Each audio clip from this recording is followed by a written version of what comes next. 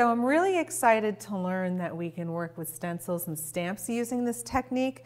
I'm really surprised to hear that because of how much the paint tends to flow. I wouldn't think that that would really work to get any kind of definition. But as I can see from that little elephant sample that Natalie brought with her, we're going to be able to do exactly that.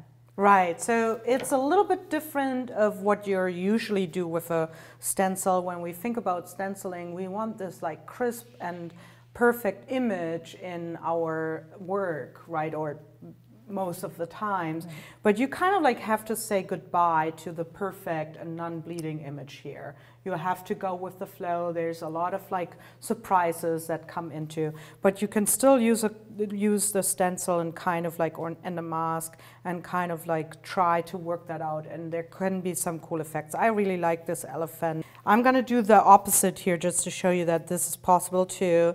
And so there would be, of course, different ways to apply it. The whole elephant doesn't fit on there, so you kind of like have to, you know, work with that. I'm gonna go here, maybe put him a little bit down.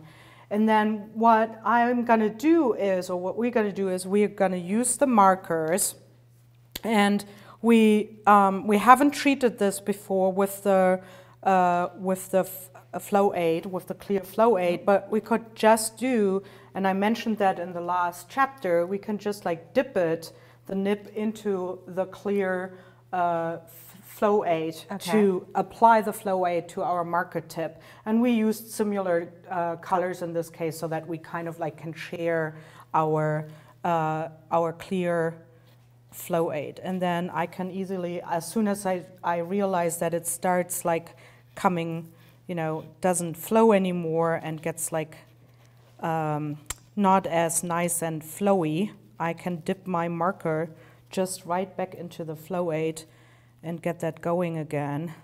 I'm going around, she's going from the inside. So you just want to make sure that you really press this down. And it helps that this one has this chiseled nib, so you can kind of like try to just use the tip of it.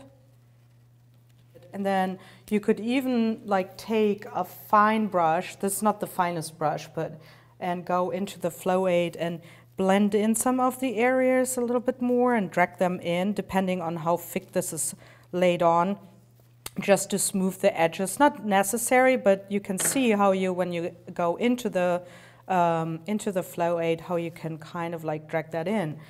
But speaking of, what I can do then too is I just take, you know, I just take now the flow aid and I start laying it inside my lines that I have, and or the outline of my elephant. And then I can start actually taking some of the inks and just like drop them right in there.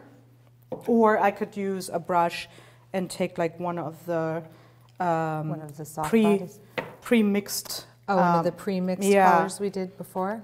So this is like really a little bit of a playful thing, but see what happens is it doesn't really bleed off the line. It stays, I mean, it might get a little bit over the line, but it kind of, with the marker, you created like a good barrier for the ink not to go too much off the area where you painted the elephant in, and that helps you. That's why we did. Cool. Yeah.